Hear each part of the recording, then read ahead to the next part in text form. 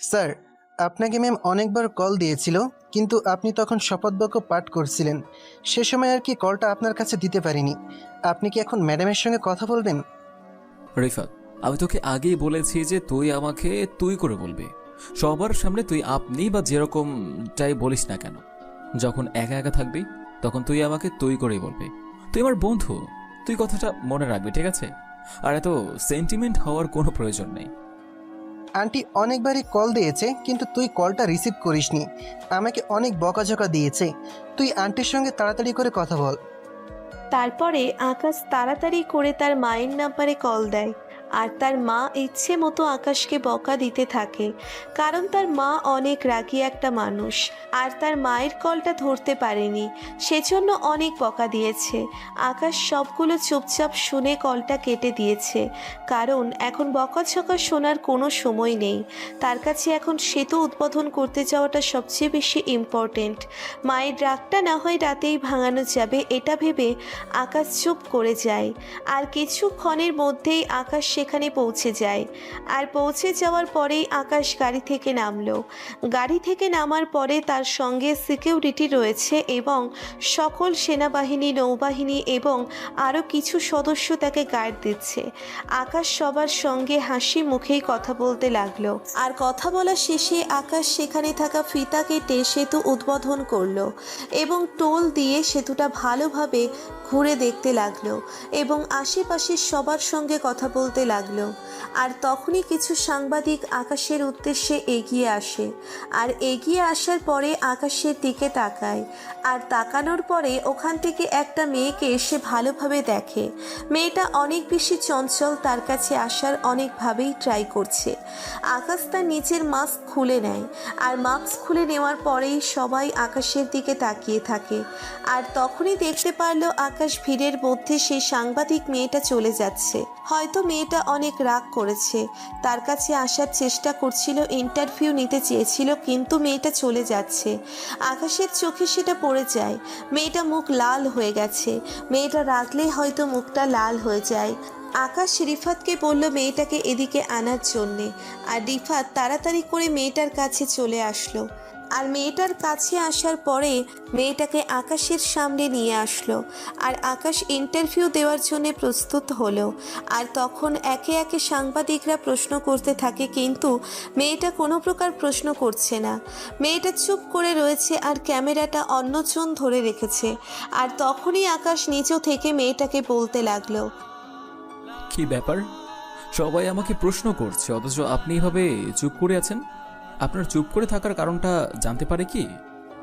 সবাই আকাশের মুখ থেকে মেয়েটাকে এই কথা বলার পরে মেয়েটা অবাক হয়ে যায়, কারণ একজন দেশের প্রধানমন্ত্রী তাকে নিচু থেকে কথা বলতে এসেছে। সত্যি মেয়েটা তখন নিজেকে অনেক বেশি বড় মনে করছে। আর তখন মেয়েটা নিজেকে সামলিয়ে মেয়েটা প্রশ্ন করতে থাকে, স্যার, আমার একটা প্রশ্ন ছিল। দেশের মধ্যে মাফিয়াদের সংখ্যা বেড়ে গেছে, চারিদিকে প্রচুর খুন এবং ধর্ষণ হচ্ছে। আপনি এটার বিরুদ্ধে কি কি ব্যবস্থা নিয়েছেন, আর দেশের উন্নতিতে আপনি কি কি পদক্ষেপ নিচ্ছেন? দেখুন, আমি খুব ভালোভাবেই জানি যে দেশের মধ্যে মাফিয়াদের সংখ্যা বেড়ে গিয়েছে। ওরা অনেক বেশি উৎপাত শুরু করে দিয়েছে। আমি 7 দিনের সময় নিচ্ছি। এই 7 দিনের মধ্যে আমি সমস্ত সমস্যার সমাধান করে দেব। প্রথম কথায় আসা যাক, যে খুনগুলো কেন হচ্ছে। খুনগুলো হচ্ছে এই কারণে যে দেশের মধ্যে মাফিয়া প্রচুর হয়ে গিয়েছে। আর মাফিয়াদের অনেক অনেক ব্যবসা রয়েছে, খারাপ কাজ করে থাকে, আর অন্য মাফিয়াদের কাজে বাধা দিচ্ছে। এবং মাফিয়াদের মধ্যে যে যুদ্ধটা লেগে আছে সেটার কারণে খুনগুলো হচ্ছে। তা মাফিয়াদের মধ্যে যে যুদ্ধটা চলছে, এটা কিভাবে আপনি নিরসন করছেন, আর এর বিরুদ্ধে আপনি কি ব্যবস্থা নিয়েছেন, আমাদেরকে একটু সেটা কি বলা যায়? দেখুন, এমন কোনো প্রশ্ন করবেন না যেটা আসলেই অবাঞ্ছিত কথাবার্তা।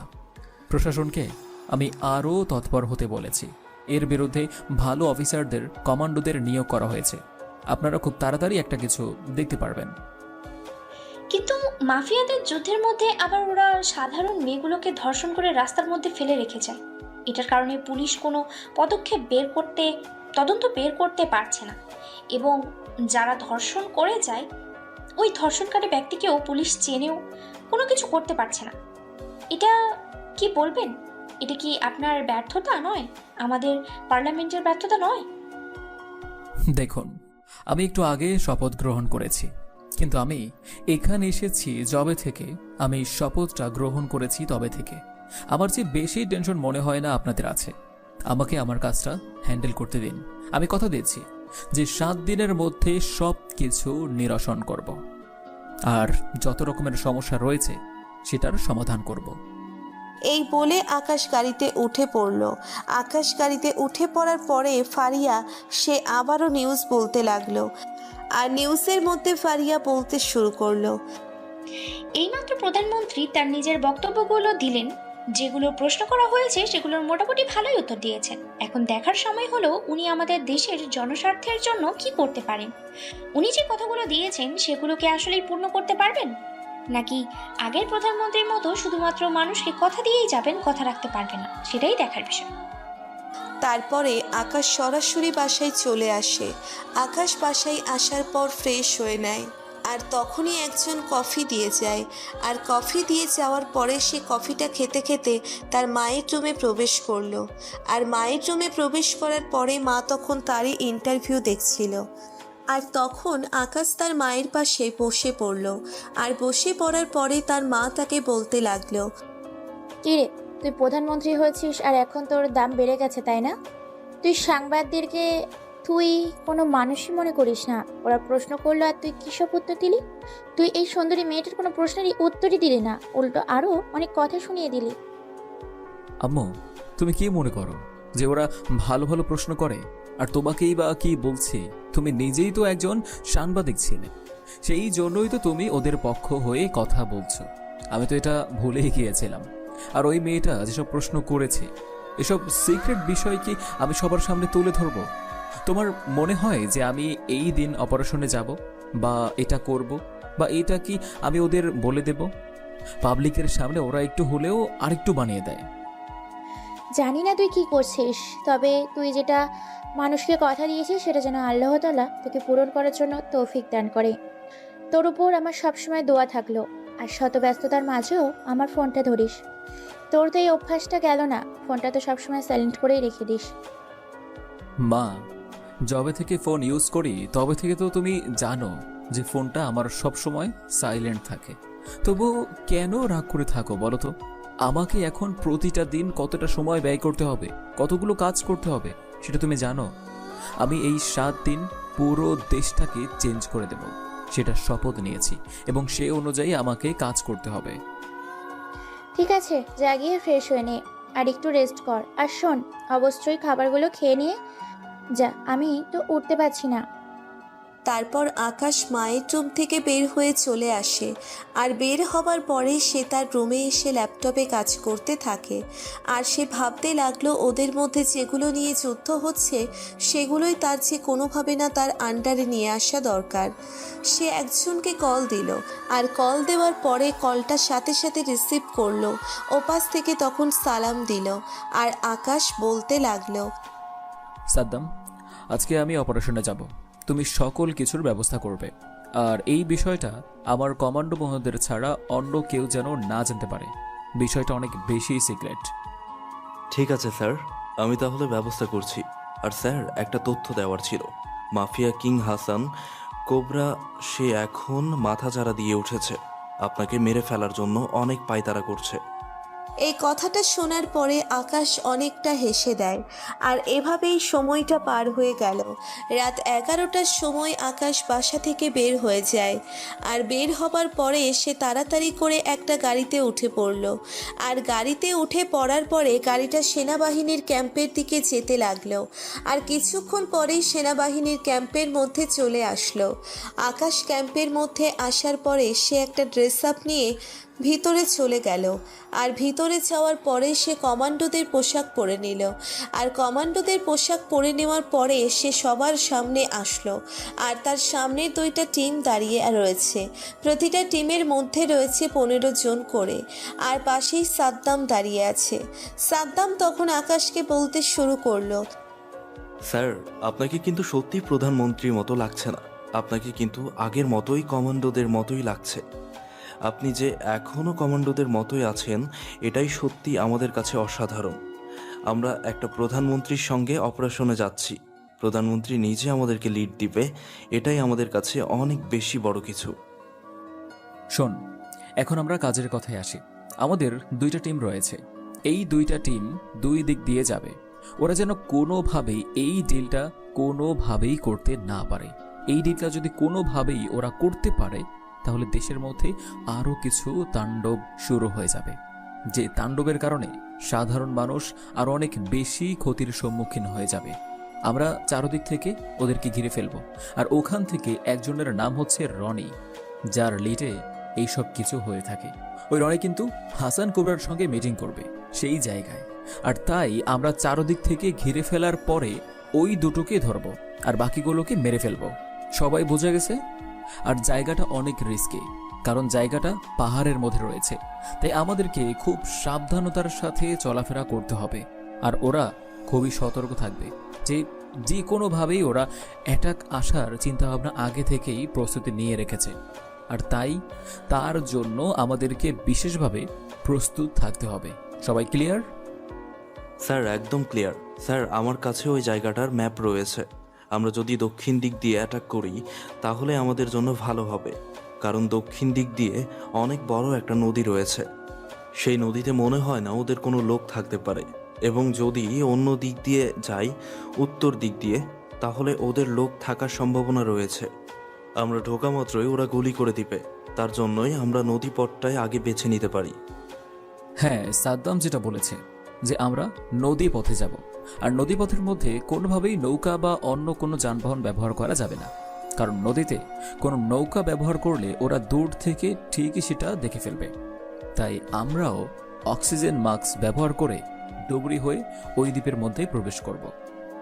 এভাবে আকাশ সবাইকে বুঝিয়ে দেয়, আর বুঝিয়ে দেওয়ার পরে সবাই সবার মতো করে গাড়িতে উঠে পড়ল। আর গাড়িতে উঠে পড়ার পরে আকাশও সামনে বসে পড়ল। সামনে বসে পড়ার পরে সে মোবাইলের মধ্যে ম্যাপটা ভালোভাবেই দেখে নিচ্ছে, আর গাড়িটা দ্রুত গতিতে চলতে লাগলো। আর তখনই দেখতে পারলো তাদের গাড়িকে ফলো করে একটা প্রাইভেট কার। সেটা সর্বপ্রথম বুঝতে পেরেছে আকাশ ড্রাইভারকে একটা জায়গায় সাইড করতে বলল, আর তখনই ওই গাড়িটা তাদের সামনে দিয়ে চলে যেতে লাগলো। আকাশ তাড়াতাড়ি করে গাড়িতে থেকে নেমে ওই গাড়িটার পিছনে দৌড়তে লাগলো, আর তখনই গাড়িটাকে আকাশে ধরতে সক্ষম হলো।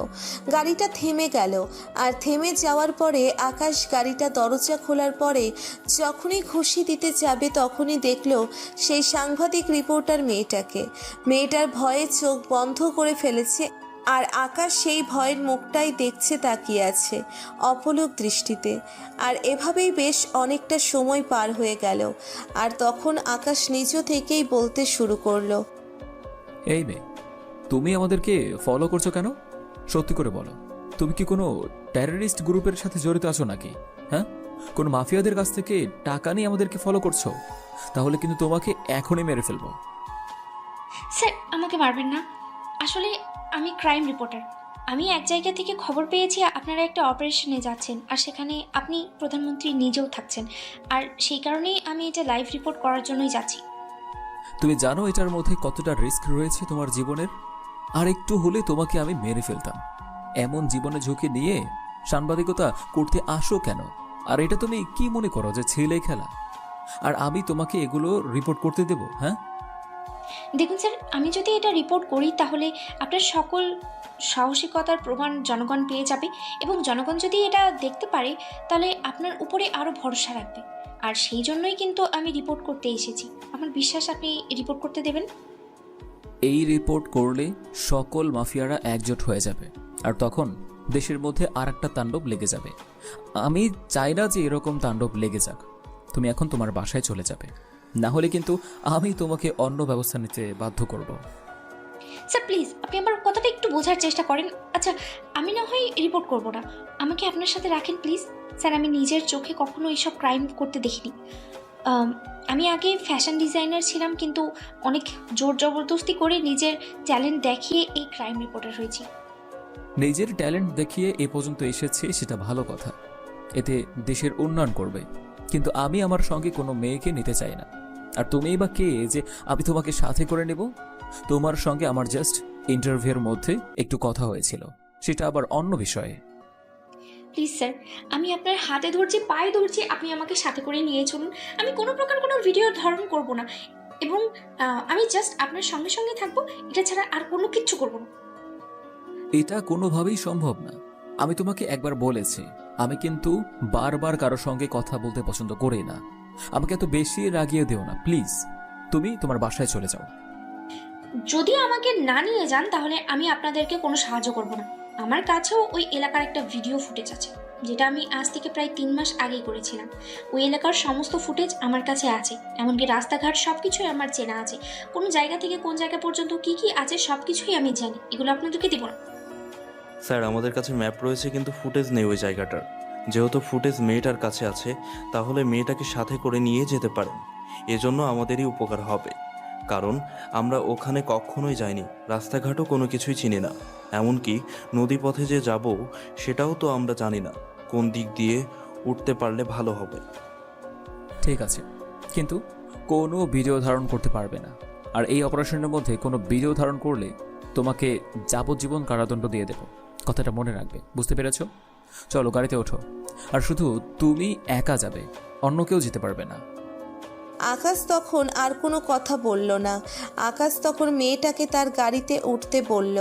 তারপর মেয়েটা কোনো কথা না বলেই আকাশের সঙ্গে গাড়িতে উঠে পড়ল।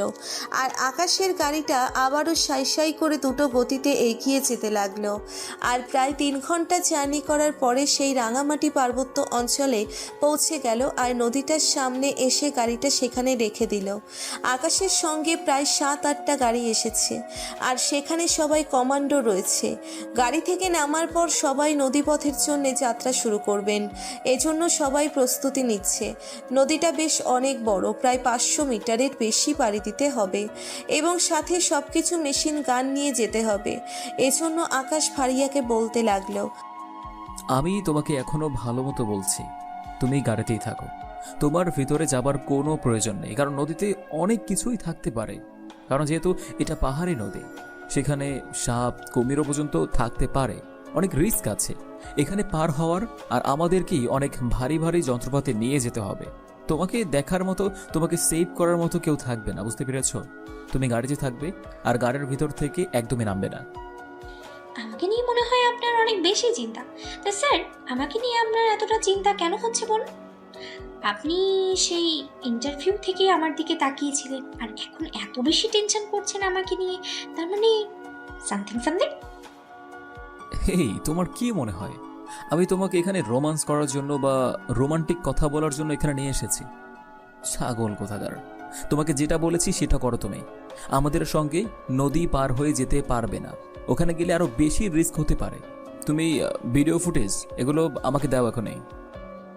হ্যাঁ, এই যে নিন, এই যে ভিডিও ফুটেজ। আর আমি তো আপনাদের সঙ্গে যাব, আর আমি অনেক ভালো সাঁতার পারি। আপনারা যেই রকমটা পারেন, হয়তো আপনাদের মতো পারবো না, কিন্তু আমি সাঁতারে পার হতে পারবো, এটা ঠিক। আমি আমার নিজেকে নিয়ে সেফ আছি, আপনাদেরকে আমাকে নিয়ে এতটা টেনশন করতে হবে না, বিশেষ করে আপনি। সাদ্দাম, আমি তোমাকে বলেছিলাম যে এই মেয়েটাকে নিয়ে আসার কোনো প্রয়োজন নেই, আমাদের এসব কিছু লাগবে না। এই মেয়েটা পুরো আমার মাথা খারাপ করে দিচ্ছে। স্যার, কিছু করার নেই। স্যার, একটু ধৈর্য ধরুন। আর এই যে ম্যাডাম, আপনি এত বেশি কথা বলেন কেন? স্যারের সঙ্গে চলুন। আপনি যেহেতু আপনার নিজেকে সেভ করতে পারবেন, তাহলে চলুন।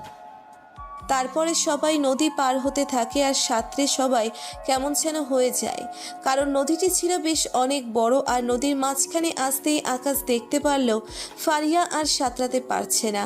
ফারিয়া অনেকটা দুর্বল হয়ে পড়েছে, আর তখনই সে ডুবে যাচ্ছিল। আর সেই সময় আকাশ তাড়াতাড়ি করে ফারিয়ার হাত শক্ত করে ধরে নেয়, আর তখন ফারিয়ার দু চোখে পড়ে আকাশের দিকে তাকিয়ে থাকে। আকাশ ফারিয়ার পিছনে ছিল। আকাশের মনে হচ্ছিল যে ফারিয়া একা নদীটা পার হতে পারবে না, এর জন্যেই আকাশ ফারিয়ার পিছনেই ছিল। আর বলতে না বলতেই ফারিয়া আকাশকে শক্ত করে জড়িয়ে ধরল। আর আকাশের কেমন যেন অনুভূতি হলো, কারণ এই প্রথম কোনো মেয়ের ছোঁয়া পেল। সে ফারিয়াকে তার বুকের মধ্যে এমনভাবে জাপটে ধরে আছে, যেটা কেউই মনে হয় ছাড়াতে পারবে না। তারপর আকাশ ফারিয়াকে নিয়ে নদী পার হয়ে যায়। নদী পার হওয়ার পরে ফারিয়া অনেকটা পানি খেয়ে ফেলে আর পানি খাওয়ার পরে অজ্ঞান হয়ে যায়। ফারিয়া অজ্ঞান হয়ে যাওয়ার পরে আকাশ যখন সবাইকে বলল সামনের দিকে যাওয়ার জন্যে, কিন্তু ওরা আকাশকে রেখে কোনোভাবেই যেতে চাইছে না। তারপর আকাশ জোর দিয়ে বলাতে সবাই সবার মতো পজিশন নিয়ে নিল। আর এদিকে আকাশ ফারিয়ার ঠোঁটের মধ্যে ঠোঁট ডুবিয়ে মুখের মধ্যে শ্বাস নিতে লাগলো। আর তখনই মারিয়া জেগে উঠল, আর জেগে ওঠার পরে তার পেটের মধ্যে চাপ দিয়ে পানিটা বের করে ফেললো। আর পানি বের করার পরে তখন ফারিয়া বলতে লাগলো, আপনাকে অসংখ্য ধন্যবাদ। আপনি আমার জীবনটা বাঁচিয়ে দিয়েছেন। আপনি না থাকলে হয়তো আমি দ্বিতীয়বার আর চোখ খুলতে পারতাম না। অনেক বড় বড় কথা বলেছিলেন না আপনি, যে আপনার কোনো ব্যাপারই না এই নদী সাঁতরে পার হবার জন্য। আপনি মুহূর্তের মধ্যেই পার হয়ে যাবেন সবার আগে, আর সেখানে আপনার জন্য আমার পিছনে থাকতে হয়েছে, আর পানি খেয়ে অবস্থা খারাপ। তার মানে আপনি আমার ঠোঁটের মধ্যে ছি ছি ছি ছি ছি। আপনি একটা প্রধানমন্ত্রী হয়ে আপনি এটা করতে পারলেন? আপনি একটা মেয়ের ইজ্জত নিয়ে নিলেন। আপনার বিরুদ্ধে তো মামলা করা দরকার। আপনাকে প্রধানমন্ত্রী কে বানিয়েছে শুনি? আমাকে আবার কে প্রধানমন্ত্রী বানাবে? আমি তো নিজেই নিজের যোগ্যতা অনুসারে প্রধানমন্ত্রী হয়েছি। সবাই আমাকে চায় প্রধানমন্ত্রী হিসেবে, সেই জন্য। তো আপনি আমার ঠোঁটের মধ্যে কিস করে আমার শ্বাস প্রশ্বাস চলাচলের ব্যবস্থা করে দিয়েছেন। এখন কি কেউ আমাকে বিয়ে করবে বলেন? এখন তো কেউ আমাকে বিয়ে করতে চাইবে না। প্রথমত, তুমি এখন আবার মেজাজ খারাপ করে দিচ্ছ। আর যদি তোমাকে কেউ বিয়ে না করে তাহলে লাস্ট পর্যায়ে আমি তোমাকে বিয়ে করে নেব। তবুও এখন কথা কম বলে সামনের দিকে চলো। তারপর আকাশ সামনের দিকে এগিয়ে যায় আর ফারিয়ার পেছন পেছন আসতে থাকে। আর ফারিয়া আকাশের পেছন পেছন আস্তে আস্তে আকাশকে অনেক কিছুই এই এলাকার ব্যাপারে বলতে থাকে। আকাশের জন্য এগুলোই অনেক বেশি ইম্পর্টেন্ট ছিল। আকাশ সামনে থেকে এগিয়ে গেল, আর এগিয়ে যাওয়ার পরে আকাশের কেন জানি মনে হচ্ছে এখানে সব মাফিয়ারা একজোট হয়ে মনে হয় মিটিং করছে, কারণ দূরে একটা হেলিকপ্টার রাখা রয়েছে আর হেলিকপ্টার আকাশ ভালোভাবেই দেখতে পাচ্ছেন না।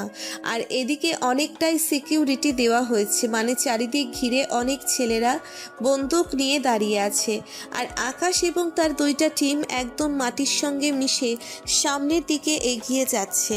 আর আকাশের সঙ্গে ফারিয়া রয়েছে। ফারিয়ার এখন অনেকটা ভয় লাগছে, কিন্তু যখনই আকাশ ফারিয়ার হাতটা ধরে ফেলল সেই সময় মনে হচ্ছিল ফারিয়ার আর কোনো ভয় নেই, তার আর কোনো ভয় লাগছে না, কারণ আকাশের এমন একটা প্রশান্তি পেয়েছে এটা বলার মতো নয়। আকাশ সে সামনের দিকে এগিয়ে যায়, প্রথম ফায়ার করা শুরু করলো। আকাশ আর ওরাও ফায়ার করতে শুরু করলো কিন্তু আকাশের টিম অনেক দক্ষতার সাথে কিছু লোককে সেখানে মেরে ফেললো।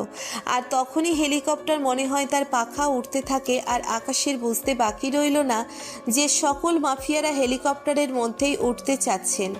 আর আকাশ তাড়াতাড়ি করে সাদ্দামকে মাইক্রোফোনে বলল চারিদিক থেকে ঘিরে ফেলার জন্যে এবং সামনে এগিয়ে যাওয়ার জন্যে। তাড়াতাড়ি করে সে সামনে এগিয়ে গেল।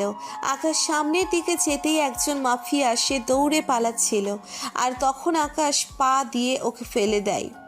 আর ফেলে দেওয়ার পর সে আবারও দৌড়তে শুরু করলো। আকাশ তাকে গিয়ে ধরে ফেললো, আর ধরে ফেলার পরে কয়েকটা ঘুষি দিতেই সে পড়ে গেল। আর তখন আকাশ তাড়াতাড়ি করে তার পকেট থেকে ইনজেকশন বের করে সেটা পুশ করলো, আর ইনজেকশন দেওয়ার পরপরই সে অজ্ঞান হয়ে গেল। তখন আকাশ একজনকে ডাক দিয়ে এটাকে নিয়ে সাইডে চলে যাওয়ার জন্য বলল, আর তারপর আকাশ বাকিদেরকে ধরার জন্য সামনে এগিয়ে গেল। আর এগিয়ে যাওয়ার সময় থেকে ফারিয়ার চিৎকারের শব্দ শুনতে পেল, আর তারপর সামনের দিকে না যেয়ে সে আবারও পিছনে চলে আসলো। আর পেছনে আসার পরে দেখলো ফারিয়াকে একজন গুলি করছে, আর আকাশ ফারিয়াকে তার বুকের মধ্যে জড়িয়ে নেয়। আর বুকের মধ্যে জড়িয়ে নেওয়ার পরে ফারিয়া তখন কান্না করতে থাকে আকাশের বুকে। আর তখন আকাশ তাড়াতাড়ি করে ফারিয়াকে নিয়ে সামনে আগাতে শুরু করে। আর এদিকে দুইজন মাফিয়াকে ধরতে পারলো, আর বাকিগুলোকে ধরতে পারলো না। ওরা হেলিকপ্টারে করে পালিয়ে গেছে। তারপর আকাশ ফারিয়াকে ওদের ওখানেই একটা জায়গায় শুইয়ে দেয়। আর শুইয়ে দেওয়ার পরে তখন সাদ্দাম সেখানে ফার্স্ট এইড বক্স নিয়ে আসলো। আর ফার্স্ট এইড বক্স নিয়ে আসার পরে আকাশ তখন ওখান থেকে কিছু জিনিস নিয়ে এগুলো বের হতে লাগলো। আর গুলি বের করার পরে ব্যান্ডেজ করে দেয়, আর ব্যান্ডেজ করে দেওয়ার পরে তখন সাদ্দাম বলতে থাকে, স্যার আমার মনে হচ্ছে যে উনি এখন মোটামুটি সুস্থ, কিন্তু ব্যথাটা যেহেতু এখনও আছে, ফার্স্ট বক্সে ট্যাবলেট রয়েছে, ওগুলো খাইয়ে দেন, তাহলেই হবে। আর আমার মনে হয় এখান থেকে এখন না যাওয়াটাই ভালো। এখন রাত অনেকটাই হয়ে গেছে, আমরা এখান থেকে ফজরের সময় রওনা দিলেই হবে। সাদ্দাম, তুমি এটা ভুল বলছো। এখানে আবারও ওরা আসতে পারে, আর যেহেতু আমাদের টিমের অনেকজন আহত হয়েছে আর ফারিয়ার অবস্থাও মোটামুটি ভালো না, তাই আমাদের এখান থেকে চলে যেতেই হবে। আর আমরা আবারও নদীপথেই পার হব, কারণ ওদিক দিয়ে আরও অনেক কিছু হয়ে যেতে পারে, বুঝতে পেরেছো? আর একটা নৌকার ব্যবস্থা করো তাড়াতাড়ি। আকাশ তখন ফারিয়াকে কোলে তুলে নেয়, আর কোলে তুলে নেওয়ার পরে সে নদীর কাছাকাছি চলে আসলো। তা নদীর কাছাকাছি আসার পরে নৌকার মধ্যে তুলে ফেললো, আর আকাশের দুইটা টিম সহ নৌকার মধ্যে উঠে নদী পার হয়ে যায়। আর নদী পার হবার পরে গাড়িতে উঠে পড়লো, আর গাড়িতে উঠে পড়ার পরে তাড়াতাড়ি করে আকাশ হেলিকপ্টারের জন্য কল দিল। এমার্জেন্সির একটু পরে হেলিকপ্টার সেখানে ল্যান্ড করলো, আর হেলিকপ্টার ল্যান্ড করার পর আর আকাশ হেলিকপ্টারে উঠে পড়ল ফারিয়াকে নিয়ে, এবং সাথে আরও 5 জনের গায়ে গুলি লেগেছে, ওরাও এই হেলিকপ্টারে উঠে পড়ল। আর ওদেরকে নিয়ে আকাশ হেলিকপ্টারে করে একটা ঢাকায় বড় হাসপাতালে চলে আসে। আর এদিকে বাকি সবাই ওরা গাড়িতে করে আসছে, সাদ্দাম ওদেরকে লিফট দিয়ে গাড়িতে করেই নিয়ে আসছে। আর এদিকে আকাশ ফারিয়াকে একটা হাসপাতালে ভর্তি করে দেয়। ডাক্তার চেক আপ করতে লাগলো, আর চেক আপ করার পরে তখন আকাশকে দেখে বলতে শুরু করলো, স্যার আপনি কোনো চিন্তা করবেন না, উনি এখন মোটামুটি সুস্থ আছেন, ওনাকে বেশ কয়েকদিন রেস্ট থাকতে হবে। ঠিক আছে ডক্টর, আপনাকে অসংখ্য ধন্যবাদ। আপনি অনেক কষ্ট করেছেন। আর আমার বাকি সদস্যগুলোর কি অবস্থা? ওরা সুস্থ আছে তো? জি স্যার, ওনারা মোটামুটি সুস্থ আছেন, আর ওনাদের তো আগেই গুলি বের করে নেওয়া হয়েছে, তার জন্যই ওনারা মোটামুটি এখন ভালো আছেন। তারপর তাড়াতাড়ি করে আকাশ কেবিনে প্রবেশ করলো, আর কেবিনে প্রবেশ করার পরেই দেখতে পারলো ফারিয়ার ঘুমন্ত চেহারাটা। আর ফারিয়ার ঘুমন্ত চেহারাটা দেখে অত্যন্ত মায়াবী লাগছে চেহারাটা। ইচ্ছে করছে শক্ত করে জড়িয়ে তার বুকের মধ্যে টেনে নিতে, কিন্তু সে যে এখন এটা কোনোভাবেই করতে পারবে না, কারণ তার উপর এখন অনেক দায়িত্ব রয়েছে। আর সেজন্য কোনোভাবেই ফারিয়ার কাছে বলতে পারবে না যে সে ভালোবেসে ফেলেছে। এদিকে আকাশ কিছুক্ষণ থাকার পরে সেখান থেকে বের হয়ে যায়, আর বের হয়ে যাবার পরে সে হাসপাতালের মধ্যে টাইট সিকিউরিটি দেওয়া রয়েছে। আকাশ যখন একটা মিটিং করলো, আর সেই মিটিংয়ের মধ্যে সকল মন্ত্রী এমপি সবাই রয়েছে, আকাশ তখন সবার উদ্দেশ্যে বক্তব্য দিতে থাকে। আপনার কাজে তৎপরতা বাড়াতে হবে। প্রতিটা জায়গায় জায়গায় চেকপোস্ট থাকবে। সন্দেহজনকভাবে কোনো লোককে দেখলেই সাথে সাথে জিজ্ঞাসাবাদ করার পরে যদি কিছু জানতে পারেন, সেখানে ক্রস ফায়ার চলবে, কোনো কথা হবে না। আর মাফিয়াদের আশেপাশে ঘোরাফেরা করছে, ওদেরকে পাওয়া মাত্রই ক্রস ফায়ার। আর প্রশাসনকে আরেকটু তৎপরতা বাড়াতে হবে। দেশের মধ্যে প্রতিটা জায়গায় র্যাব, পুলিশ, আনসার, বিজিবি, সেনাবাহিনী, নৌবাহিনী, সকল ক্যাটাগরির যত অফিসার রয়েছে সবাই রাস্তায় নামবে। রাস্তার মধ্যে কোনো মাফিয়ার লোক দেখতে পেলেই ক্রস ফায়ার করবে। আর সীমান্তবর্তী এলাকার মধ্যে পাহারাগুলো বাড়াতে হবে। সেখান দিয়ে কারবার হয়ে থাকেন, সেখান দিয়ে এই মাদক দ্রব্য বড় বড় চালান বাংলাদেশে প্রবেশ করছে। সেখানে বিজিবির তৎপরতা অনেক বাড়াতে হবে। যদি নতুন নিয়োগ করতে হয় সেটাও দিন। স্যার, আপনি শপথ গ্রহণের পর থেকে কাজের তৎপরতা সময় বাড়িয়ে দিয়েছে, এমনকি অনেক মাফিয়ার ওদেরকে আমরা ধরতে পেরেছি। শুধুমাত্র আপনার বুদ্ধিমত্তার জন্য আমরা সামনে আরো অনেক কিছু করতে পারবো। স্যার, আমার কাছে খবর এসেছে যে মাফিয়ারা এখন প্রতিটা শপিং মল এবং প্রতিটা গুরুত্বপূর্ণ জায়গায় ওরা বম ব্লাস্ট করার চিন্তা ভাবনা করছে, কারণ কালকে রাতে একটা অপারেশনের মধ্যে অনেক লোক মারা গেছে, সেখানে তাদের লোক, আর সেটার জন্যই ওরা অনেক ক্ষেপে গিয়েছে। হ্যাঁ, সেটা আমি জানি যে ওরা ক্ষেপে গিয়েছে এবং ওরা বিভিন্ন জায়গার মধ্যে ব্লাস্ট করার চিন্তা ভাবনাও করেছে। তো সেই জন্য আমি বলছি আজকে থেকে, এখন থেকে সকল কিছু মোতায়েন করা হলো। আর আরও 2টা সেতু উদ্বোধন করা হবে বিকেলবেলা। আশা করি সেখানে কোনো প্রকার কোনো ঝামেলা হবে না। স্যার, যে 2টা সেতু উদ্বোধন করা হবে সে 2টা সেতুর অনেক গুরুত্বপূর্ণ কারণ আছে। সেখান দিয়ে প্রায় 10,000 মানুষ চলাচল করে প্রতিদিন, আর ওরা আপনাকে মন্ত্রী হিসেবে পেয়ে অনেক খুশি। আপনাকে প্রধানমন্ত্রী হিসাবে পেয়ে ওরা আনন্দে আটখানা। আপনি এটা ওদের কাছে গেলেই বুঝতে পারবেন। এভাবে আকাশ সবার সঙ্গে মিটিং করতে লাগলো। আর মিটিং করতে করতে বেশ অনেকটা সময় পার হয়ে গেল। দুপুরবেলা আকাশ একটা রেস্টুরেন্টে প্রবেশ করলো। আর রেস্টুরেন্টে প্রবেশ করার পরেই পুরো রেস্টুরেন্ট খালি হয়ে গেল, কারণ সব চারিদিকে টাইট সিকিউরিটি দেওয়া হয়েছে। আর আকাশ এখানে দুপুরে খাবার খেয়ে আর দুপুরের খাবার খাওয়ার পরে সে আবারও হাসপাতালে চলে আসলো ফারিয়াকে দেখার জন্যে। আর ফারিয়াকে দেখার জন্য এসেছে এটা মিডিয়া জানতে পারে। আর মিডিয়া জানতে পারার পরে একের পর এক প্রশ্ন করতে থাকে। তারপরে আকাশ মিডিয়াদেরকে কোনো প্রশ্নের উত্তর না দিয়ে সে হাসপাতালের ভিতরে প্রবেশ করলো। আর প্রবেশ করার পরে দেখতে পারলো ফারিয়ার মা সেখানে ফারিয়ার পাশে বসে আছে। ফারিয়ার বাবা নেই, আর ফারিয়া যে কয় টাকা পায় সেটা নিয়ে তার মা এবং তার সংসার চলে যায় ঠিক মতোই। প্রধানমন্ত্রী হাসপাতালে এসেছে, দেখে পুরো হাসপাতাল ছোটাছুটি লেগে আছে। পুরো হাসপাতালের মধ্যে কেমন যেন অনেক উচ্ছ্বাস বিরাজ করছে। আকাশ তখন কেবিনে প্রবেশ করলো। আর কেবিনে প্রবেশ করতে ফারিয়া আম্মু দাঁড়িয়ে যায়, কারণ দেশের প্রধানমন্ত্রী এখানে এসেছে তার মেয়েকে দেখার জন্য। এটা দেখার পর তার আম্মুকে জড়িয়ে ধরে কান্না করে দেয়। আর আকাশ সান্ত্বনা দেওয়ার পরে আকাশ যখন ফারিয়ার পাশে বসে পড়লো, আর ফারিয়ার পাশে বসে পড়ার পরে ফারিয়ার আম্মু ডাক্তারের সঙ্গে কথা বলার জন্য বের হয়ে যায়। আকাশ তখন ফারিয়াকে বলতে শুরু করলো, আমি কালকে তোমাকে এতবার নিষেধ করার পরেও তুমি কালকে অপারেশনে গিয়েছিলে। আর এখন যদি অনেক বড় কিছু হয়ে যেত, তখন আমি তোমার মাকে কি জবাব দিতাম? তুমি ছাড়া তোমার মায়ের যে কেউ নেই সেটা কি তুমি ভুলে গেছো? আপনি শুধু শুধু কেন এমনটা করছেন? আমার তো কোনো কিছুই হয়নি, তাই না? আর আপনি নিজে এত ব্যস্ততার মাঝে আমাকে কেন দেখতে এসেছেন শুনি? আপনার দিকে তো পুরো দেশ তাকিয়ে আছে, আর আপনি কি না আমার সামান্য অসুস্থতার মাঝে আপনি সময় দিচ্ছেন? তোমার কাছে যেটা সামান্য মনে হচ্ছে, কিন্তু সেটা আমার কাছে অনেক বেশি কিছু। কারণ আমার অপারেশনে যাওয়ার পরে তোমার এই অবস্থাই হয়েছে। আর কে বলেছিল পিছনে থাকার জন্য? সব সময় বলেছিলাম না যে আমার পাশাপাশি থাকার জন্য? তাহলে কি এমনটা হতো? আসলে আমি অনেকটা ভয় পেয়ে গিয়েছিলাম, আর ভয় পাওয়ার পরে আমি একটা জায়গায় পা পিছলে পড়ে যাই। আর তারপরে আপনি কোনো কিছু না বলেই সামনের দিকে দৌড়ে যান, সেই জন্যই পরে আর ডাকতে পারিনি। আর তখনই আমার হাতের মধ্যে একটা গুলি লেগে যায়। হ্যাঁ, বুঝতে পারলাম। শোনো, তোমার এখানে কোনো অসুবিধা হবে না। তোমার যা যা লাগবে তুমি ডক্টরের কাছে চেয়ে নেবে বা নার্সের কাছে চেয়ে নেবে, সব কিছুই বলা আছে, ঠিক আছে? তোমাকে ওরা ভালোভাবে টেক কেয়ার করবে। আমি হয়তো আজকে আসতে পারবো না, কারণ একটু পরেই আমার একটা বড় সম্মেলন আছে। 2টা সেতু উদ্বোধন করতে হবে, আর সেখানে বক্তব্য দিতে হবে, বুঝতে পেরেছো? মোটামুটি সন্ধ্যা হয়ে যাবে আমার এই সম্মেলন করতে করতে, বুঝতে পেরেছো? তা আপনার মনে হয় আমাকে নিয়ে অনেক চিন্তা হওয়ারই কথা মনে হয়। আপনি আমাকে সামথিং করে ফেলেছেন কি, তাই তো? মিথ্যা বলবেন না মন্ত্রী সাহেব। এরকমটা মোটেও না, বুঝতে পেরেছেন? আমি যাকে বিয়ে করব সে তোমার মতো এমন শয়তান মার্কা মেয়ে হলে চলবে না, অনেক ভালো ভদ্র মেয়ে হতে হবে। কিন্তু তুমি কি ভদ্র? হ্যাঁ, সেটা তো বলো আগে। তুমি একটা ডেঞ্জারাস।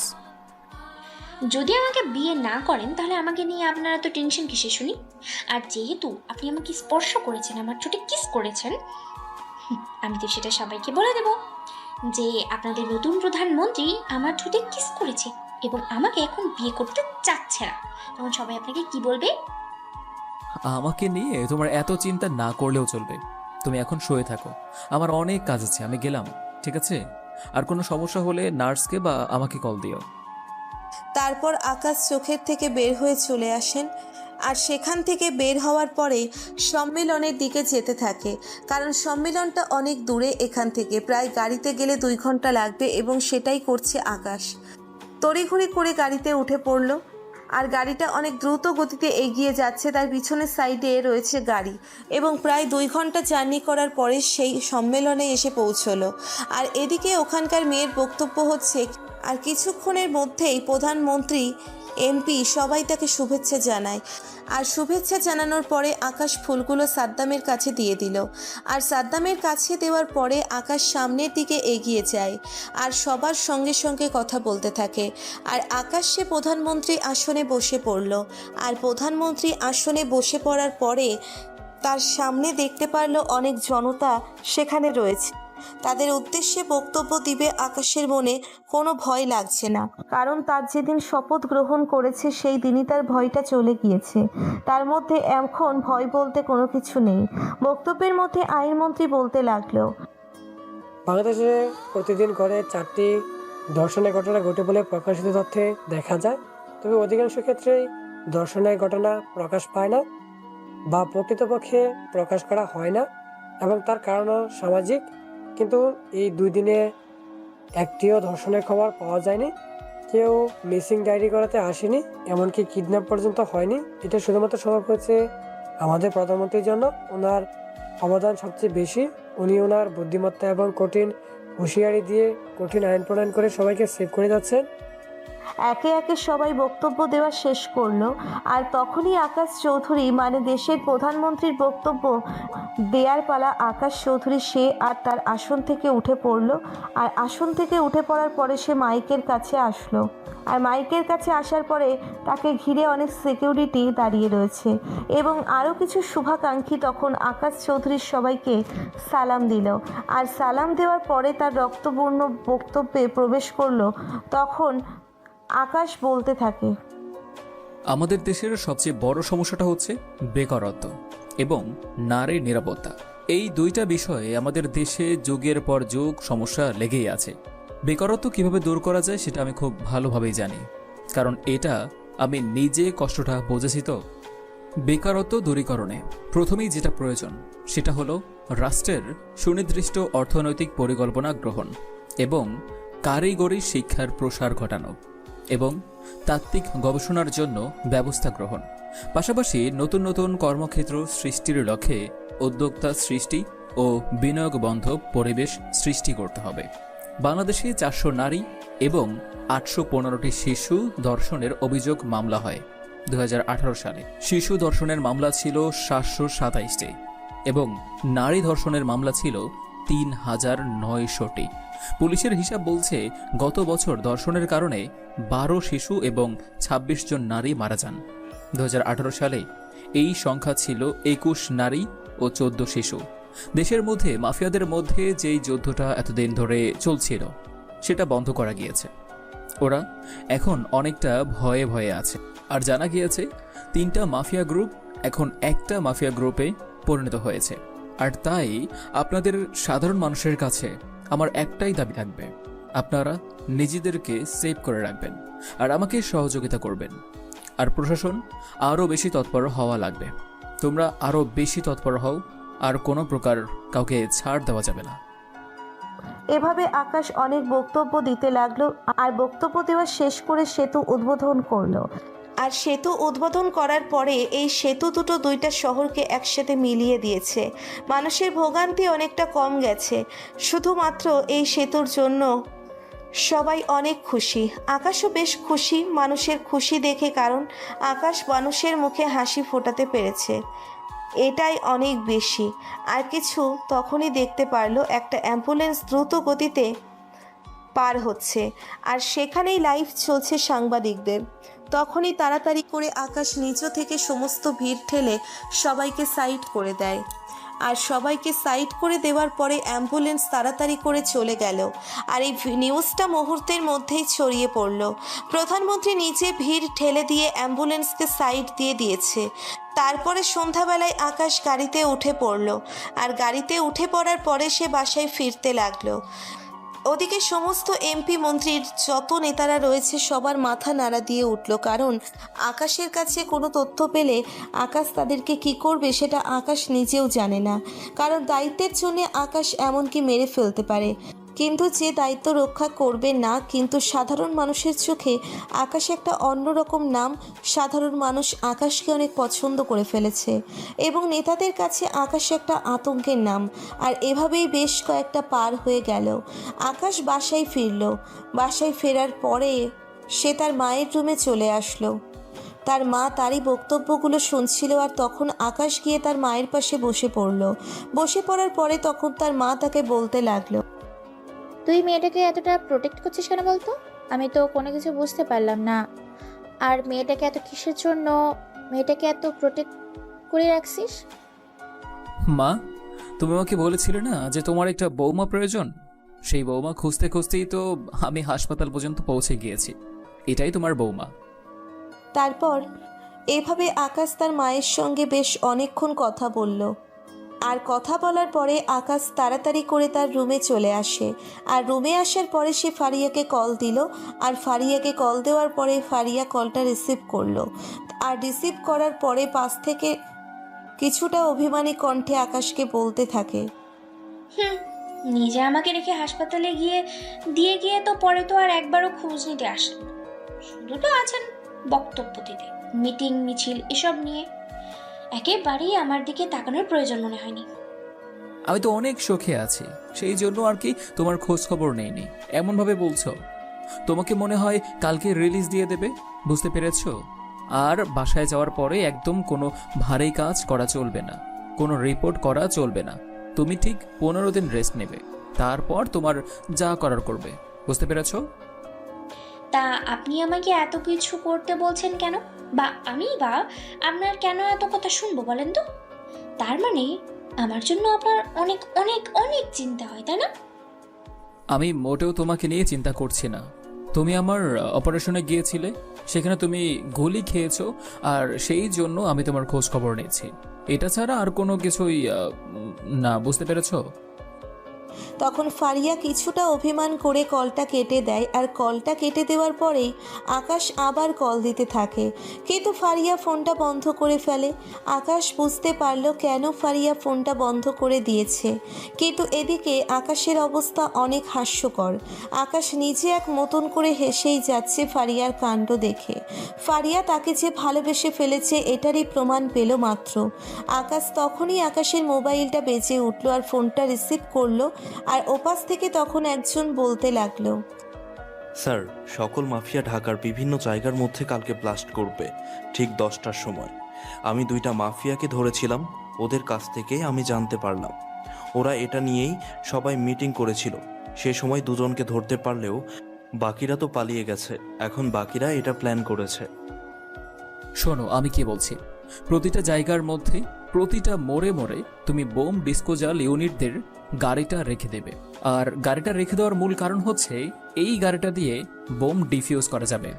আর বোম খুঁজে বের করার পরে সেগুলো বোম ডিসপ্লে ইউনিটকে ডিফিউজ করতে বলবে। আর কাজটা আজকে রাতে মনে হয় হতে পারে। আর আজকে রাতে যে সন্দেহজনক লোককে দেখবে তাকেই অ্যারেস্ট করবে, এবং কোনো কিছু জানতে পারলে সোজা ক্রস ফায়ার করে দেবে, বুঝতে পেরেছো? ঠিক আছে স্যার, আমি তাহলে সব জায়গায় ফোন করে বলে দিচ্ছি। আপনি একদম চিন্তা করবেন না, আমরা ওদেরকে খুব তাড়াতাড়ি ধরে ফেলতে পারবো। আর ওদের কাছ থেকে বাকিরাও কোথায় আছে সেটাও জানতে পারবো। তখন আকাশ কল কেটে দেয়। আর কল কেটে দেওয়ার পরে আকাশের মোবাইলে আরেকটা তথ্য আসে। আর তথ্যটা হলো বিদেশি মাফিয়াদের সাহায্য নিচ্ছে এই দেশের মাফিয়াগুলো। আর সেই কারণে অনেকটা বিপদের সম্মুখীন হচ্ছে তার এই দেশ। আকাশ তখন পাশে বিদেশি দেশের প্রধানমন্ত্রীর সঙ্গে কথা বলল। আর বেশ অনেকক্ষণ ভিডিও কনফারেন্সে কথা বলার পরে তারা একটা সিদ্ধান্তে উপনীত হলো। সিদ্ধান্তটা হলো তাদের দেশের মধ্যে যেহেতু মাফিয়াগুলো রয়েছে, তারা কোনোভাবেই বাংলাদেশকে সহায়তা করতে পারবেন না এবং তাদের বিরুদ্ধে ব্যবস্থা নেবে পার্শ্ববর্তী দেশের সরকার। পার্শ্ববর্তী দেশের সরকার আকাশ সম্পর্কে বেশ ভালোভাবেই জানে। আকাশ কি করতে পারে না করতে পারে, আকাশের ক্ষমতা কতটুকু। আকাশ চাইলে এই মুহূর্তের মধ্যে মাফিয়াদেরকে শেষ করে দিতে পারে, কিন্তু সেটা করলে অনেক সমস্যা হয়ে যাবে, সাধারণ মানুষের অনেক ক্ষতি হয়ে যাবে। কারণ তার এটাও মনে রাখতে হবে সে একটি দেশের প্রধানমন্ত্রী এবং আইন দিয়েই সবাইকে শেষ করাতে হবে। আর যদি দেশের আইন না থাকতো তাহলে এসব মাফিয়াদেরকে শেষ করা আর ওদেরকে শেষ করতে পারলেই দেশের মধ্যে শান্তি বিরাজ করবে। এর আগ দেশের মধ্যে কখনোই শান্তি ফিরে আসবে না। আকাশ একটা প্ল্যান তৈরি করলো। সেই প্ল্যান অনুযায়ী তার সঙ্গে যারা ছিল সবাইকে জানিয়ে দিল এবং আকাশের প্ল্যান মোতাবেক সবাই কাজ করতে লাগলো। আকাশ বাসা থেকে বের হয়ে যায় রাত 11টার দিকে। আর 11টার দিকে বের হয়ে একটা ছদ্মবেশ নিল। দেখতে পুরো খ্যাতের মতো লাগছে। আকাশ রাস্তা দিয়ে হেঁটেই যাচ্ছিল আর তখনই দেখতে পেল একটা কালো গাড়ির সামনেই থেমে গেল। থেমে যাওয়ার পরে সেই কালো গাড়ি থেকে একটা বক্স সহ একটা ছেলে নেমে পড়ল। আর নেমে পড়ার পরে সেই বক্সটা একটু আড়ালে রেখে দিল। আর রেখে দেওয়ার পরে আকাশ তখনই মাইক্রোফোনে সবাইকে এই বক্সটার কথা বলল। আর তখনই গাড়িটার মধ্যে ছেলেটা উঠে পড়ল। আর উঠে পড়ার পরেই আকাশ যখন গাড়িটার পেছনে দৌড়তে শুরু করলো, আর আকাশের দৌড়ানো দেখে আকাশের গাড়িগুলো তার পিছনে আসতে লাগলো। আর কিছুক্ষণ দৌড়ানোর পরে আকাশ গাড়িতে উঠে পড়ল। আর গাড়িটা সেই গাড়িগুলোকে ফলো করছে। রাস্তা দিয়ে দ্রুত গতিতে দুইটা গাড়ি এগিয়ে চলেছে। সামনের গাড়িটা পিছনের গাড়িকে গুলি করছে, কিন্তু যেহেতু আকাশের ডিউটি বুলেট, তাই কোনো সমস্যাই হচ্ছে না। আকাশ তখন তার নিজের দুইটা পিস্তল বের করে ওদের গাড়ির চাকার মধ্যে গুলি করলো। তার সঙ্গে সঙ্গে গাড়ির চাকা ব্লাস্ট হয়। আর ব্লাস্ট হওয়ার পরে গাড়িটা নিয়ন্ত্রণ হারিয়ে একটি গাছের সঙ্গে ধাক্কা খায়। আর গাছের সঙ্গে ধাক্কা খাওয়ার পরে আকাশ সহ সবাই নেমে পড়ল। তারপর আকাশ গাড়ির কাছে গিয়ে গাড়ি থেকে ওদেরকে বের করলো।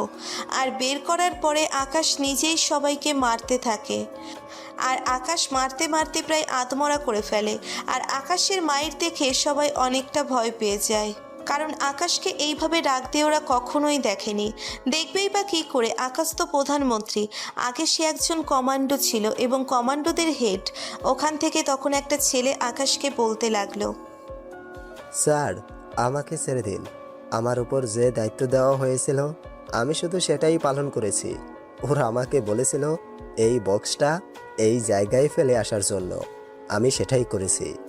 আমি ওদের সম্পর্কে কোনো কিছুই জানি না। সত্যি সত্যি বল, না হলে কিন্তু তোকে আমি এইভাবেই মেরে ফেলবো। আর তুই মারা গেলে কিন্তু ওদের কোনো প্রকার কোনো ক্ষতি হবে না, যা হবার তোরই হবে। স্যার, আমি সব কিছুই বলে দিচ্ছি যতটুকু জানি। তবুও স্যার আমাকে মারবেন না। আমি লোভে পড়ে এসব কাজ করেছি, আর না হলে এগুলো করতাম না স্যার। ওরা এখন গাজীপুরের ঘন জঙ্গলে রয়েছে, আর এখানে বাকি 3 জন মাফিয়াকে সহজেই পেয়ে যাবেন। ওরা এখানে একসাথে রয়েছে। আমি এটা ছাড়া আর কোনো কিছুই জানি না। আমাকে একটা ছেলে এসে বলল এটা করার জন্য, আর কিছু টাকা দিল, এটাই কাজ।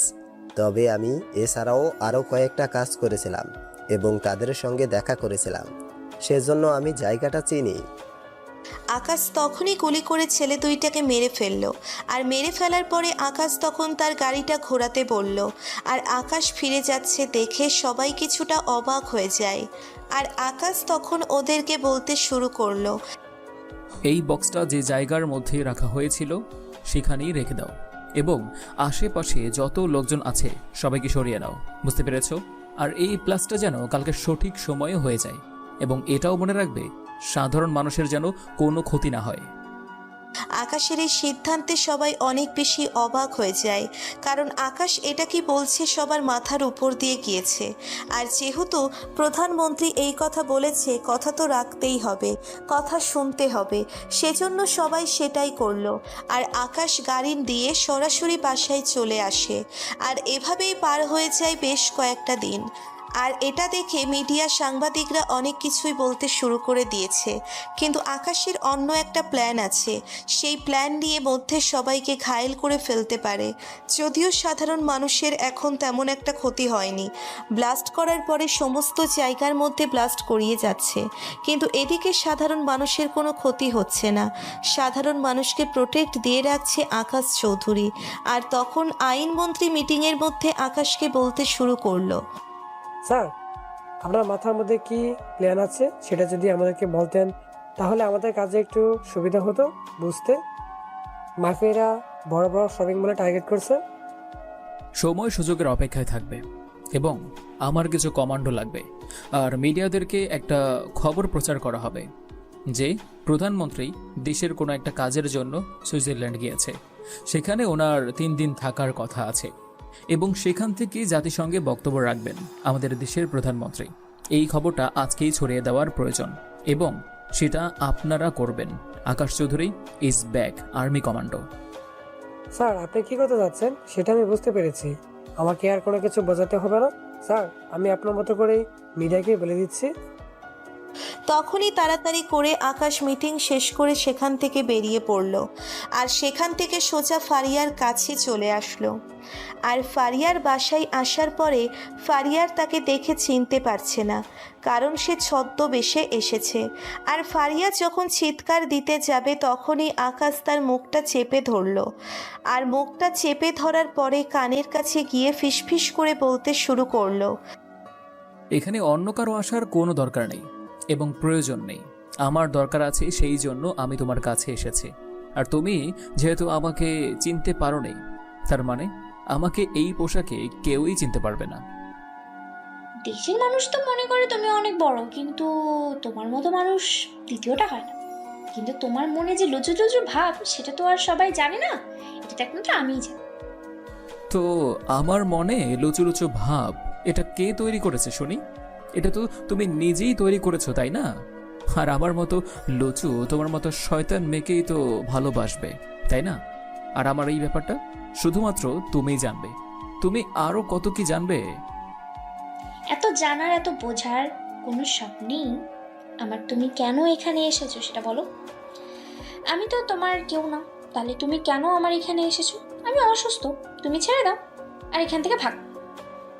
আমি যদি চলে যাই তাহলে তুমি মা হবে কি করে, হ্যাঁ? আর আজকে তোমাকে মা বানিয়ে তারপরে আমি এখান থেকে যাব। আর শাশুড়ি মাকে বলবো যে মা, আপনার মেয়েকে আমি সেবা করছি। শয়তান ছেলে, পচা ছেলে, লজ্জা শরম বলতে কোনো কিচ্ছু নেই তোমার। এখন আমাকে ছেড়ে দাও, মা আসবে যে কোনো সময়। আর তোমাকে ঢুকতে দিয়েছে কেন? হ্যাঁ, আমি বলে তো তোমাকে জীবনে ঢুকতে দিতাম। আমাকে ঢুকতে দিতে না, ভালো কথা। তা আপনি কি অনেক বেশি রাগ করে আছেন আমার উপর? আর আমাকে ঢুকতে না দিলে তোমাকে আমি আদরটা করব কি করে? আর আদর না করলে তুমি মা হতে পারবে না। দেখো, একটার সঙ্গে একটা কেমনভাবে কানেকশন লেগে আছে। এসব কানেকশনের কোনো দরকার নেই। তুমি এখন এখান থেকে বের হয়ে যাও। আর তোমার সঙ্গে সিকিউরিটি গার্ডগুলো করে, ওরা যেভাবে তোমার মতো চোখের মতো লেগে আছে না, মাগো আমার উপরে মেজাজ খারাপ হয়ে যায়। তুমি তো আর দেশের প্রধানমন্ত্রী নাও, তুমি এটার কি করে বুঝবে? হ্যাঁ, আমার কত কিছু সামলানো লাগে, তো এটা তুমি জানো কতটা প্যারার মধ্যে থাকতে হয়। তবুও যে আমি তোমাকে সময় দিচ্ছি, এটাই তোমার 7 জন্মের ভাগ্য। আমি তোমাকে বলেছিলাম যে তুমি কখনোই পাঞ্জাবি পায়জামা আর মুজিব কোট পরে কখনোই বক্তব্য দেবে না। মেয়েগুলো তোমার দিকে কেমন ভাবে তাকিয়েছিল সেটা জানো? তুমি এই জন্যই বলছি তোমাকে আর কোনো বক্তব্য দেওয়া লাগবে না। আমি দেশের প্রধানমন্ত্রী, ওরা আমার দিকে তাকিয়ে থাকবে না তো কার দিকে তাকিয়ে থাকবে বলো তো? আর যেহেতু আমি অবিবাহিত, সে কারণে সবাই আমার উপরে ক্রাশ খেয়ে আছে। এটা তো ভালো কথা। যেহেতু তোমার উপরে ওরা ক্রাশ খেয়ে গেছে, তাহলে আমার কাছে তুমি কেন এসেছো? যাও, ওদের কাছেই যাও, আমার কাছে তো আসার কোনো প্রয়োজন নেই। যাও যাও এখান থেকে। তোমার এসব ফাইজলামো কথাবার্তা আমার একদমই ভালো লাগছে না। একদমই তোমার উপর না আমার অনেক রেগে আছে। আমি আজকে রাতে আমি বড় একটা অপারেশনে যাব, সকল মাফিয়াদেরকে শেষ করার জন্য। জানি না আমি নিজে বেঁচে থাকতে পারবো কিনা, কারণ আমি তো 7 দিনের প্রধানমন্ত্রী হয়েছিলাম। কথা দিয়েছিলাম যদি ওদেরকে শেষ করতে পারি তাহলেই আমি পুরো 5 বছরের জন্য স্থায়িত্ব পাব। কিন্তু যদি ওদেরকে না শেষ করতে পারি 7 দিনের মধ্যে, তাহলে আমি আমার জায়গা থেকে রিজাইন নেব। কি সব আবল তাবল কথা বলছো? তুমি ছাড়া আমার জীবনে কে আছে? তুমি যদি সাধারণ কেউ হয়ে যাও তবুও আমি তোমাকেই ভালোবাসবো। আমার এইসব কোনো কিছুই চাই না। এইসব পাওয়া, টাকা পয়সা কোনো কিছুই চাই না, কারণ আমি ওই রকম মেয়ে নই। আমি তোমার পাশে থাকতে চাই। তুমি না থাকলে এসব দিয়ে কি করবো আমি? এই কারণেই তো আমি আপনাকে ঠিক এতটা ভালোবাসি, বুঝতে পেরেছেন ম্যাডাম? এখন আমি চাই তুমি খাবার খেয়ে নিও আর ঠিকমতো ওষুধ খাবে কিন্তু। আর দোয়া করো যেন আমি তোমার হয়ে ফিরে আসতে পারি, এদেশের মানুষের মুখে যেন হাসি ফোটাতে পারি। শুধু আমি নয়, পুরো দেশের মানুষ তোমার দিকে তাকিয়ে আছে। তুমি ভালো কিছুই করবে, ওদেরকে নিজের হাতে শাস্তি দিবে। তুমি আবার আমাদের মাঝে ফিরে আসবে, আমার কাছে ফিরে আসবে। তারপর আকাশ ফারিয়াকে বিদায় দিয়ে সেখান থেকে চলে আসে। আর ফারিয়াকে বিদায় দেওয়ার সময় ফারিয়া দুচোখ ভরে কান্না করছিল। আর আকাশে বাসায় চলে আসে। আর বাসায় আসার পরে এসে তার নিজেকে প্রস্তুত করে নেয়। আর রাত 11টা থেকে এসে বাসা থেকে বের হয়। কেউই জানে না যে আকাশ এখন অপারেশনে যাচ্ছে। পুরো দেশ জেনে গেছে আকাশ সুইজারল্যান্ড গিয়েছে অন্য একটা কাজে, এবং আসার পরে সে অপারেশনে যাবে এরকমটাই মিডিয়াকে বলা হয়েছে। আকাশ বাসা থেকে বেরিয়ে তার গাড়ির মধ্যে উঠে পড়ল। আর গাড়িতে ওঠার পরে এই গাড়িটা দ্রুত গতিতে সামনে এগিয়ে গেল। আর এগিয়ে যাওয়ার পরেই সামনে আরও কয়েকটা গাড়িকে দাঁড়িয়ে থাকতে দেখল। আর আকাশ এখানে নেমে পড়ল। আকাশের সামনে প্রায় 200 জনের মতো কমান্ডো রয়েছে এবং র্যাব, বিজেপি, পুলিশ সবাই রয়েছে।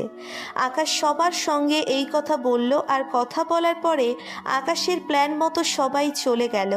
আর আকাশ গাড়িতে করে এসেই গাজীপুরের জঙ্গলে চলে আসলো। আর গাজীপুরের জঙ্গলে আসার আগেই গাড়িটা রেখে এসে তার টিম সহ নিয়ে হাঁটতে শুরু করলো। আর হাঁটতে হাঁটতে জঙ্গলটা ভিতরে চলে আসলো। আর ভিতরে আসার পরে সবাইকে বলল চারিদিক থেকে ঘিরে ফেলার জন্যে। আর আকাশের কথা অনুযায়ী চারিদিক থেকে পুরো জঙ্গলটাকে ঘিরে ফেললো। সবাই পুরো জঙ্গলটাকে ঘিরে ফেলার পরে তখনই আকাশ ক্ষেতের মতো ছদ্মবেশ ধারণ করলো। আর সে সামনে হাঁটতে লাগলো। আর তখনই কয়েকটা ছেলে এসে আকাশকে ধরে ভিতরে নিয়ে গেল। আর ভিতরে নিয়ে যাওয়ার পরে একে একে মাফিয়ারা আকাশকে প্রশ্ন করতে লাগলো। কে রে, তুই কে? তুই এখানে কিভাবে এসেছিস? সত্যি করে বল, না হলে কিন্তু আমরা তোকে মেরে ফেলবো। এমনিতেই আমরা অনেক ঝামেলার মধ্যে আছি। ভাই আমি তো কিছুই করিনি। আমি এদিক দিয়েই চলাফেরা করি, কিন্তু হঠাৎ করেই আমি রাস্তা হারিয়ে ফেলেছি। আর আপনার লোকেরা তো আমাকে এখানে ধরে নিয়ে এসেছে। আরে বোকা ছেলে, ও নিজে আকাশ চৌধুরী। ও ছদ্মবেশ ধারণ করে এখানে এসেছে। আমাদেরকে চারদিক থেকে ঘিরে ফেলেছে। আকাশের সব লোকজন, সকল কমান্ডো, সেনাবাহিনী, পুলিশ আমাদেরকে ঘিরে ফেলেছে। সবাই প্রস্তুত হয়ে নে, আর একে মার। তখনই আকাশকে সবাই মারতে আসলো। আকাশ চুপচাপ মার খেয়ে যাচ্ছে। আর তখনই আকাশ মাইক্রোফোনে বলল চারিদিক থেকে গোলাগুলি করার জন্য। আর আকাশের কথায় চারিদিক থেকে গুলি করতে লাগলো। আর আকাশও সবাইকে এদিকে গুলি করতে লাগলো। তুমুলভাবে গোলাগুলি চলছে। আর গোলাগুলির মধ্যে মাফিয়াদের যত লোকজন আছে সবাই মারা যাচ্ছে। এদিকে কিছু কিছু পুলিশও মারা গেছে, সেখানে নিহত হয়ে গেছে। আকাশের কমান্ডো স্টাইলে সবাইকে মেরে ফেলছে। পাখির মতো ঝাঁকে ঝাঁকে এসে গুলি লাগছে মাফিয়াদের লোকদের ওপর। আর এভাবে প্রায় 30 মিনিট করে চলার পরে আকাশ রাকিব এবং ওই মাফিয়া ছেলেটাকে ধরলো। ওরা দুজনে হলো লিডার আর বাকিগুলোকে মেরে ফেলেছে। আর ধরার পরে তখন রাকিব আকাশের উদ্দেশ্যে বলতে লাগলো, আমাকে ক্ষমা করে দাও ভাই, আমি অনেক বেশি ভুল করেছি। আমি আর কখনোই এমন দেশের মধ্যে ঠান্ডা চালাবো না। আমি বিদেশে চলে যাব। তোকে ক্ষমা করব এটা তুই ভাবলি কি করে? তুই দেশের মধ্যে জঙ্গিবাদ তৈরি করেছিস, দেশের মধ্যে কতদিন ধরে তাণ্ডব চালাচ্ছিস, যেটা বলার মতো নয়। আগের প্রধানমন্ত্রীকে খুন করেছিস। তুই কি মনে করেছিস সবাই তোর কথা মতো চলবে? তুই আমাকে ক্ষমা করে দে। আমি অনেক বেশি ভুল করেছি। আমি জানি আমি অনেক সাধারণ মানুষের ক্ষতি করেছি। আমি অনেকগুলো মেয়েকে পাচার করেছি, বিদেশে ওদের কিডনি নিয়ে ব্যবসা করেছি, অনেক খারাপ কাজ করেছি। আমি সব কিছু স্বীকার করছি। আমাকে ছেড়ে দে। তবে একটা জিনিস জানিস কি, তুই দেশের মধ্যে এমন তাণ্ডব চালাচ্ছিস এবং আমি ভাগ্যক্রমে প্রধানমন্ত্রী বডিগার্ড ছিলাম এবং পার্লামেন্ট মধ্যে একদিন তোর ব্যাপারে বলেছিলাম। আর যখন প্রধানমন্ত্রী রেগে গিয়ে আমাকে বলেছিল 7 দিনের মধ্যে তোকে ধরে দিতে পারলে আমি এই দেশের প্রধানমন্ত্রী হব, এবং সে অনুযায়ী আমি শপথ গ্রহণ করে দায়িত্বটা পেয়েছিলাম। দেখ আমার কথা কিভাবে পূরণ হয়ে গেল। আর তুই ওনাকেও খুন করে দিয়েছিস। আর আমি হলাম দেশের 3য় প্রধানমন্ত্রী, তাও আবার মাত্র 26 বছর বয়সে। তুই আমার সমস্ত জায়গার মধ্যে হামলা দিয়েছিস। আমার রাঙ্গামাটিতে ওই মিটিংটার মধ্যে হামলা দিয়ে আমার অনেক লোকজনকে ক্ষতি করেছিস। তবু আমি তোকে কোনো কিছু বলিনি। তোর মতো মাফিয়া আর তোর মতো খারাপ লোক আমাকে কি বলবে? হ্যাঁ, তোকে শেষ করার জন্যই আমি এখানে এসেছি। এবং তোকে যদি আমি এখন সাধারণ মানুষের কাছেও ছেড়ে দেই না, ওরা তোকে থাপ্পড় দিতে দিতেই মেরে ফেলবে। তখনই আকাশ তাকে গুলি করে দেয়, আর গুলি করে দেওয়ার পরে লাশগুলোকে সেখানেই গোডাউনের মধ্যে পুড়িয়ে দেয়। আর পুড়িয়ে দেওয়ার পরে আকাশ যখন বের হয়ে চলে আসে, আর বের হবার পরে তার সামনে সকল সাংবাদিক দাঁড়িয়ে পড়ল।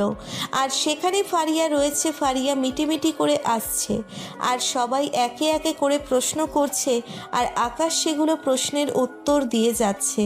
আর তখন মিডিয়ার সামনে আকাশ বলতে লাগলো, আপনাদেরকে আমি হয়তো একটা বিষয় নিয়ে অনেক লুকিয়েছিলাম।